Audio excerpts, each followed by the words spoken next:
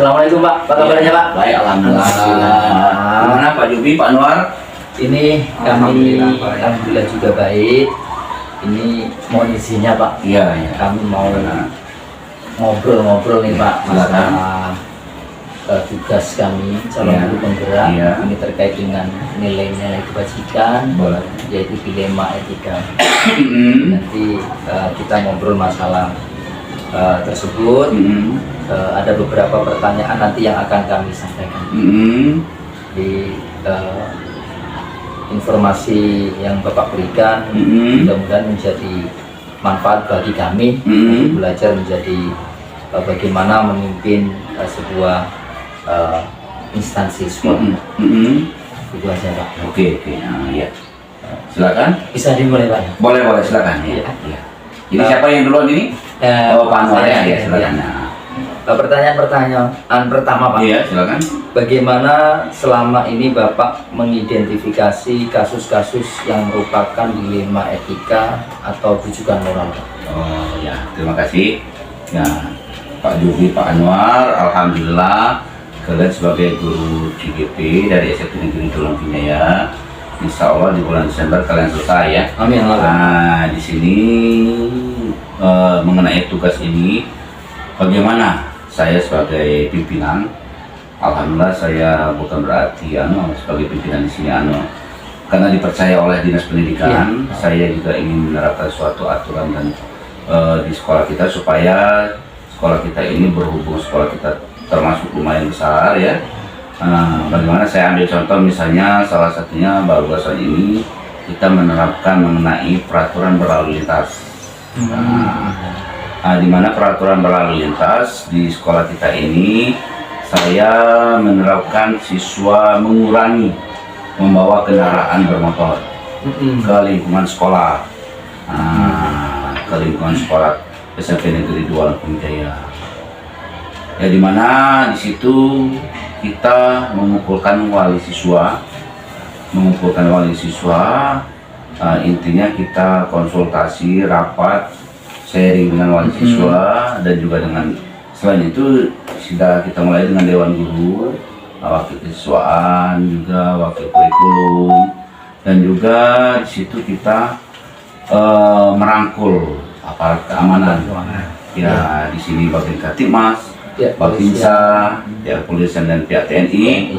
Alhamdulillah berkat mereka, bantuan mereka juga dan juga bantuan dewan guru di SMP Negeri Tulang Pinjaya, program tersebut berjalan lancar. Intinya saya bukan tidak memperbolehkan siswa membawa kendaraan, tetapi karena untuk mengurangi dampak daripada hal-hal yang tidak diinginkan.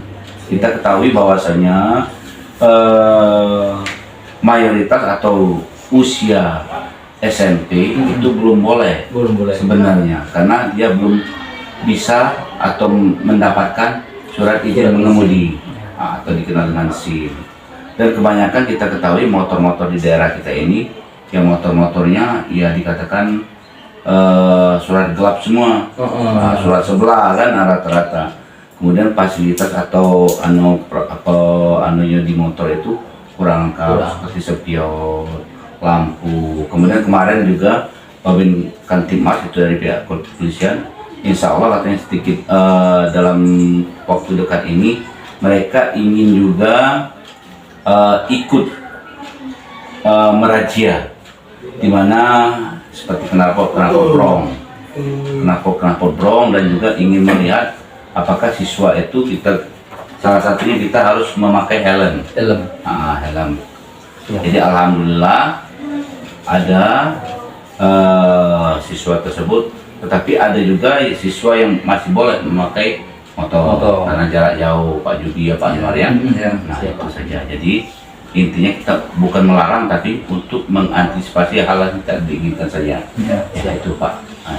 Baik, untuk pertanyaan berikutnya Pak, selama ini bagaimana Bapak menjalankan pengambilan keputusan di sekolah, terutama untuk kasus-kasus di mana ada dua kepentingan yang sama-sama benar atau sama-sama mengandung nilai kebajikan?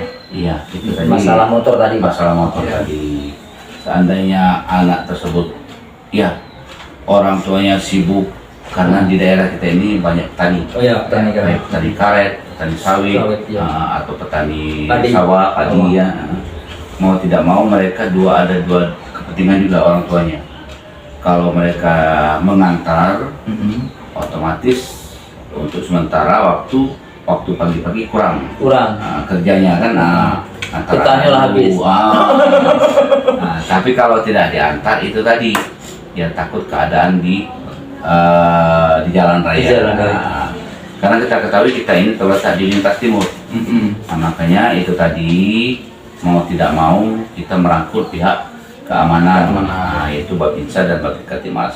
Kita tidak bisa menegakkan hukum kalau tanpa mereka. Iya, Pak. Karena kita hanya cuma fasilitatornya saja. Alat untuk mereka yang lebih berkewajiban. Berikutnya Pak, langkah-langkah atau prosedur seperti apa yang Bapak lakukan selama ini untuk menangani kasus anak-anak yang membawa sepeda motor itu Pak? Ya langkah-langkahnya itu tadi. Kalau mereka jarak jauh, mereka harus menaati salah satu aturan lalu lintas, yaitu pakai helm. Yaitu tadi setelah kita konsultasi dengan walinya, wali siswa, kemudian kita menentukan aturannya. Alhamdulillah setelah disampaikan oleh pihak keamanan tadi, mereka bisa menerima. Walaupun itu ada yang pro dan kontra. Ada pro dan kontra. Ada yang setuju, ada yang tidak. Ya itulah namanya kita membawahi beberapa orang. Kadang kita Pak Anwar dengan Pak Judi, kita adik-beradik saja beda pendapat. Nah, tapi bagaimana kita menyatukan pendapat ini? Ada kita bisa melalui secara keras, ada bisa kita memujuk atau merangkul mereka. Baik Pak, untuk pertanyaan berikutnya Pak, hal-hal apa saja yang selama ini Bapak anggap efektif dalam pengambilan keputusan pada kasus tersebut Pak? Dikaitkan dengan dilema etika. Dilema etika tadi ya. Baiklah, alhamdulillah. Apa saja yang menjadi hal-hal yang menjadi efektif? Alhamdulillah di sini kita sebagai warga SMP Negeri 2 Lupin Jaya mendukung semua program tersebut dan juga lingkungan sekitar. Jadi alhamdulillah termasuk efektif lah. Karena kenapa? Kemarin sebelum diterapkan peraturan tersebut siswa masih banyak memakai sepeda motor. Tapi setelah diterapkan itu tadi ada saja sebagian yang masih memakai, tetapi mereka yang jaraknya jauh dari sekolah. Ya seperti karena berhubung di daerah tersebut tidak ada transportasi, kemudian juga orang tuanya sibuk, nggak bisa ngantar, nggak bisa jemput, makanya hal tersebut. Ya itu tadi Pak Anwar dan Pak Judi ya, bukan berarti sekali lagi kita bukan melarang. Hak manusia membawa kendaraan itu hak mereka, karena mereka bisa beli, karena bisa mereka melihara kendaraan tadi kan. Tapi kita untuk minimalisir. Nah hal-hal yang tidak diinginkan itu Pak. Baik Pak, untuk selanjutnya nanti akan dilanjutkan oleh Bapak Judi untuk pertanyaan berikutnya. Silakan Pak Judi. Terima kasih Pak Anwar. Langsung saja Pak ya. Iya. Pertanyaan berikutnya. Tentunya dalam penerapan peraturan tadi Pak pasti ada tantangan Pak. Dalam pengambilan keputusan kasus-kasus tersebut. Kira-kira hal-hal apa saja Pak yang merupakan tantangan yang dihadapi Pak? Iya, tantangan yang dihadapi pasti ada. Kerikil-kerikil itu. Ya, jadi kita ibaratnya saja kalau kita tidak pakai sepatu, tidak pakai sendal, kita pasti akan terinjak paku, apa beling atau kerikil dan sebagainya. Nah, jadi setiap kita memimpin suatu tampuk instansi, otomatis kita itu pertama harus memadukan satu suara dulu. Jangan suaranya ada yang vokal, ada yang seriosa, ada yang dan sebagainya. Nah, bagaimana cara kita memilih dan memilahnya? Ya, itu tadi ada beberapa cara. Tapi kalau saya kedepankan itu melalui musyawarah. Ya, jadi kita mendengarkan suara-suara dari bawah, bagaimana untuk hal-hal yang Demikian. Demikian. Ya, itu saja Pak. Ya. Selanjutnya nih Pak, tantangannya tadi sudah ada di sini. Apakah Bapak memiliki sebuah tata kelola Pak ya, atau jadwal tertentu dalam menyelesaikan sebuah kasus seperti tadi mungkin yang buah kendaraan tadi, apakah ada jadwal tertentu atau selesai langsung diselesaikan Pak? Nah itu. Kemudian bentuk atau prosedurnya itu yang dijalani itu bagaimana? Artinya dalam menyelesaikan sebuah kasus tersebut mungkin tidak boleh bawa kendaraan bermotor, apakah harus diputuskan atau ada tahapan-tahapannya? Nah itu. Ya, untuk hal yang itu tadi setelah waktu itu saya umumkan dulu dengan siswa. Nah, kemudian saya beri jeda waktu lebih kurang 1 minggu atau 10 hari baru diputuskan. Nah, diputuskan ini juga melalui musyawarah dengan wali siswa, selain dengan dewan guru. Nah, ini juga kita bukan pihak sekolah yang memutuskan, tapi kita mengundang pihak keamanan tadi, seperti Babit Katimas dan Bapinsa, pihak kepolisian dan pihak TNI. Jadi di sini kita tidak bisa menganukan aturan itu kalau bukan yang berwenang. Kalau kita bukan dari yang berwenangnya, berarti kita tidak ada acuan hukumnya. Kalau mereka lebih paham dan lebih tahu. Jadi kita mengajak atau merangkul stakeholder yang ada. Yaitu. Kalau saya lihat jawaban Bapak tadi, artinya ini sebenarnya itu jawaban dari pertanyaan berikutnya Pak. Adakah seseorang atau faktor-faktor yang selama ini mempermudah atau membantu Bapak dalam pengambilan keputusan dalam kasus-kasus dilema etika? Kalau saya perhatikan percakapan tadi, artinya melibatkan beberapa elemen Pak ya kan? Seperti ada yang masyarakat, ada wali, ada pihak itu. Artinya itu salah satu faktor juga mempermudah Bapak untuk mengambil sebuah keputusan itu Pak ya. Berarti selanjutnya kita ambil pertanyaan terakhir ini Pak. Ya. Dari semua hal yang telah disampaikan nih Pak, pembelajaran apa yang dapat Bapak petik dari pengalaman Bapak ketika mengambil sebuah keputusan dilema etika tersebut Pak? Ya, sebuah pembelajaran itu tadi Pak Jogi, Pak Anwar ya, kita sebagai pimpinan tidak boleh memutuskan suatu masalah satu pihak.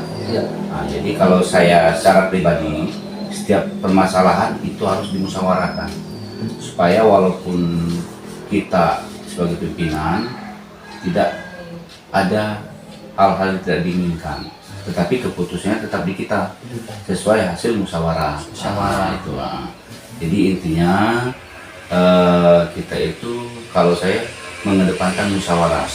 Jadi saya memanggil dewan guru, saya juga memanggil siswa, memanggil wali, dan juga meminta bantuan dari pihak berwajib. Itu. Ya. Silakan Pak. Baik Pak, demikian kami sudah berbincang-bincang dengan Bapak mengenai kasus-kasus dilema etika ini, dan Bapak sudah memberikan informasi, memberikan saran-saran kepada kami. Terima kasih atas waktunya Pak. Iya, sama-sama. Semoga Bapak selalu diberikan kesehatan dan kesuksesan dalam urusannya dilancarkan oleh Allah yang Maha Kuasa Pak.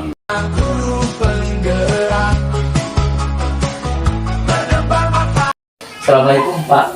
Waalaikumsalam. Bagaimana kabarnya? Alhamdulillah. Alhamdulillah. Alhamdulillah. Gimana nih Pak Anwar? Ini Pak, mau bincang-bincang masalah tugas guru penggerak di sini. Kita akan berbincang-bincang tentang nilai-nilai kebajikan. Kiranya itu bisa jadi materi kita, bisa jadi nanti mengarah ke dilema etika dari Bapak selaku kepala sekolah. Apakah nanti ada dilema etika yang pernah Pak Didik rasakan, tentang apa itu nanti masalahnya, nanti bisa saya ambil untuk bahan pembelajaran kami para guru penggerak. Oke, baik. Jadi nanti sebisanya saya coba bantu Pak memberikan informasi apa yang jenengan butuhkan dari apa mungkin ya pengalaman saya selama ini yang berarti ya. Siap. Silakan. Ini ada beberapa pertanyaan Pak. Pertanyaan yang pertama, selama ini bagaimana Bapak dapat mengidentifikasi kasus-kasus yang merupakan dilema etika atau rujukan moral Pak? Oh, iya. Jadi kalau kaitannya dengan hal itu sebenarnya kan banyak Pak Anwar ya yang kasus yang kami hadapi, baik itu tentang proses pembelajaran ataupun baik kinerja guru. Mungkin dalam hal ini coba saya berbagi tentang perilaku atau kasus yang saya temukan ketika saya sebagai kepala sekolah mengambil sebuah kebijakan. Jadi artinya ketika saya mengambil kebijakan itu, jadi saya mengamati perilaku implementasinya. Itu maka di situ nanti akan kelihatan munculnya kendala, kelihatan munculnya sebuah problem, maka yaitu kami catat sebagai kasus. Kira-kira seperti itu. Kiranya ada ketidaksesuaian dalam perilaku dewan guru Pak ya, seperti itu Pak.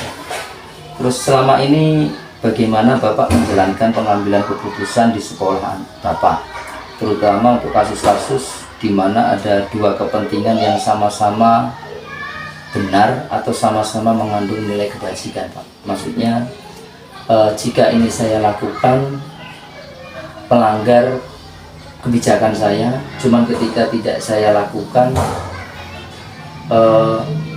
akan dampaknya bagi guru tersebut, misalnya dari dampak keluarga, dampak ekonomi, seperti itu Pak. Nah, jadi begini, sebelumnya mungkin ini spesifik kepada sebuah contoh kasus ya.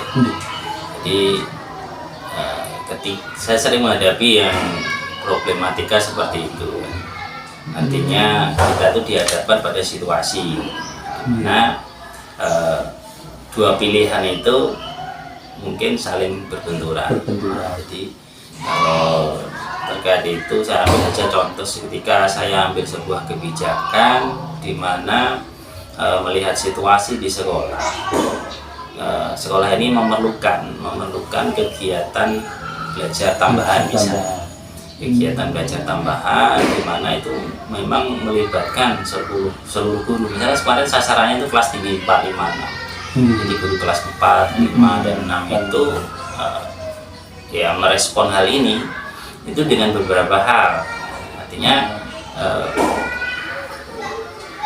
ada langsung menghadap saya menyampaikan kendala bahwa untuk melaksanakan pembelajaran tambahan di luar jam belajar itu sedikit berat. Sementara salah satu seorang guru lagi sangat mendukung hal itu. Jadi ketika saya harus melaksanakan kebijakan ini, artinya sama-sama, itulah ketemulah kasus. Jadi saya dalam mengambil keputusan ini ya, pertama saya cari solusi dengan duduk bersama kan, kemudian membincangkan kira-kira langkah apa yang bisa dijalankan bersama dan agar bisa kebijakan itu diterima oleh semua pihak. Jadi kita mencari alternatif solusi agar ketika itu dilaksanakan memang bisa diterima oleh para guru yang menjalankan kebijakan itu. Kira-kira begitu. Terus langkah-langkah atau prosedur seperti apa yang biasa Bapak lakukan selama ini? Jadi kalau dikaitkan sama kasus tadi, biasa identifikasi dulu Pak. Identifikasi dalam hal ini itu pertama kebutuhan siswa tadi memang apakah itu memang benar-benar perlu. Jadi ketika itu benar perlu, kemudian langkah berikutnya adalah saya ini persiapan SDM-nya. Jadi SDM dari guru itu kira-kira kalau pelajaran tambahan itu memang terkendala oleh guru kelasnya, Saya mencoba alternatif solusi dengan SDM lain yang kira-kira bisa mengcover kegiatan itu. Dan kira-kira itu nanti tetap ujung-ujungnya bisa memberikan rasa keadilan dan tidak ada iri kan ketika ada guru yang bisa, ada guru yang tidak bisa. Langkahnya ya identifikasi, kemudian persiapan SDM.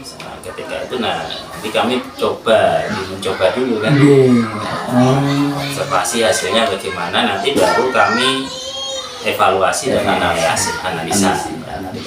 Kira-kira seperti itu kalau yang kaitannya sama kebijakan.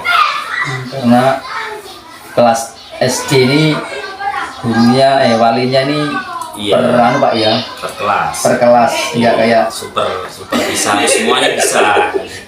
Jadi seluruh mapel bisa harusnya ya. Kita pahami situasi ketika itu bagi dia adalah sebuah kendala.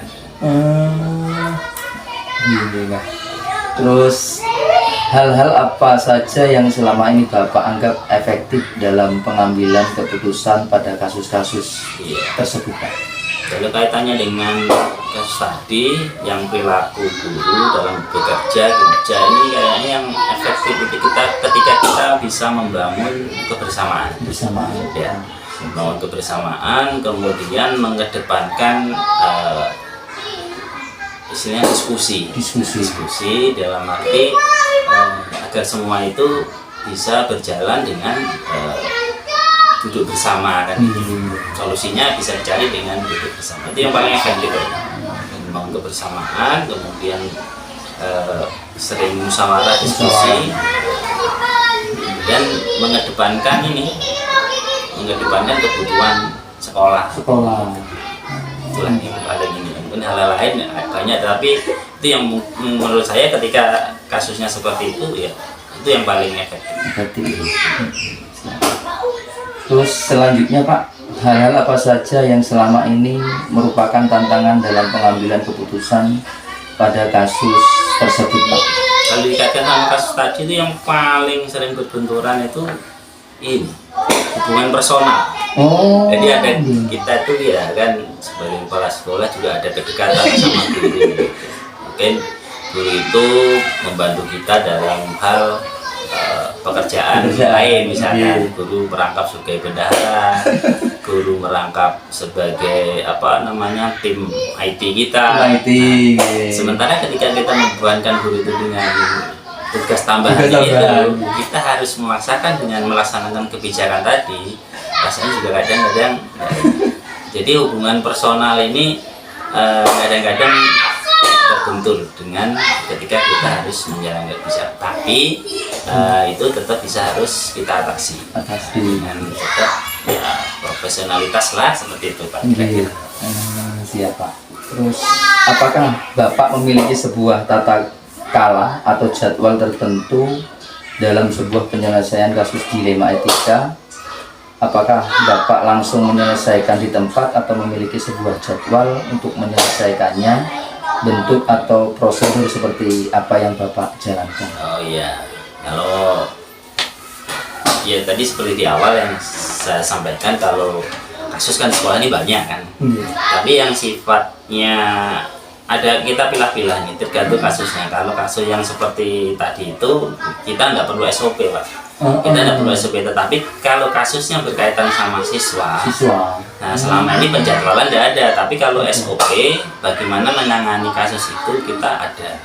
Kita buatkan standar operasional prosedur di mana misalkan ketika anak berkelahi misalnya berkelahi seperti ini penanganannya, guru yang akan menjalankannya pada tahap pertama mungkin pembinaannya bisa berlangsung. Kalau itu kira-kira nanti perlu tindak lanjut lagi, maka SOP berikutnya adalah mungkin melibatkan orang tuanya dan seterusnya. Jadi SOP-nya kita catat, tapi kalau penjadwalan tidak ada. Nah, itu kasus ini. Kemudian ada kasus-kasus yang sifatnya ya identifikasi insidensial, itu apa? Kayak dadakan itu. Jadi dadakan pemikiran yang hari itu aja kita ini ajak bicara gurunya Pak.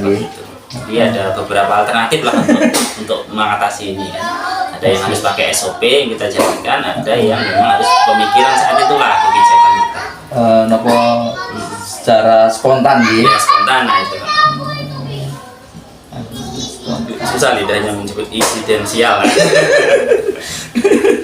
Terus berikutnya Pak, adakah seseorang atau faktor-faktor apa yang selama ini mempermudah atau membantu Bapak dalam pengambilan keputusan pada kasus dilema etika tersebut Pak? Ya, yang paling sangat membantu adalah yaitu dukungan dari ini tadi, dari personalia kita. Jadi rata-rata kalau sebuah kebijakan itu disampaikan, dipresentasikan dulu, artinya kita bisa mengambil mufakat kan. Nah, ketika itu mufakat, maka yang paling mendukung adalah ya ini personalia para guru yang memang setuju dan bermufakat atas sebuah kebijakan. Hal lain lagi itu tadi situasi yang kita bangun, situasi yang kita bangun di sekolah itu sangat mendukung kan gitu. Di kebersamaan, rasa kekeluargaan dan etos kerja yang tinggi. Kira-kira itu yang saya temukan. Karena kalau nggak bersama-sama, nggak ada kebersamaan malah susah Pak ya. Terus yang terakhir Pak, dari semua hal yang telah Bapak sampaikan, pembelajaran apa yang dapat Bapak petik dari pengalaman Bapak mengambil keputusan dilema etika ini Pak? Iya, jadi ketika kita menjadi seorang leader di sekolah, maka ya posisikan diri kita itu sebagai leader yang ada apa namanya ya, contoh, kemudian kita bisa dijadikan panutan, dan kita juga membangun sebuah semangat bekerja yang kira-kira itu bisa menjadi sebuah motivasi juga pada rekan-rekan yang lain. Jadi, itu hal yang paling penting. Jadi kita memposisikan diri kita itu sebagai leader ya. Kayaknya ada kalimat beda nih, leader sama tipe pemimpin itu. Ya kira-kira seperti itu lah. Yang paling penting tadi itu ya. Nah, bisa kalimat semangat kebersamaan itu saya rasa sangat bisa diandalkan. Kalau kita memang merasa satu frekuensi lah, satu server anak sekarang lagi. Kalimat anak sekarang itu rasanya mudah untuk melaksanakan sebuah kebijakan. Terima kasih Pak Didik atas waktunya yang diberikan kepada saya. Dari sini saya pribadi dapat pengalaman bagaimana menyelesaikan kasus-kasus dilema etika, dan juga pengalaman bagaimana menjadi seorang pimpinan yang harus menjadi contoh dan membangun kebersamaan. Lain waktu kita bisa sambung lagi Pak obrolannya. Baik. Terima kasih banyak. Sama-sama Pak Anwar, mudah-mudahan tugas CGP-nya lancar. Amin. Segera bisa mengimplementasikan jadi pemimpin di sekolah juga. Amin. Insya Allah. Ya. Sehat selalu Pak Didik. Terima kasih. Sukses selalu. Amin.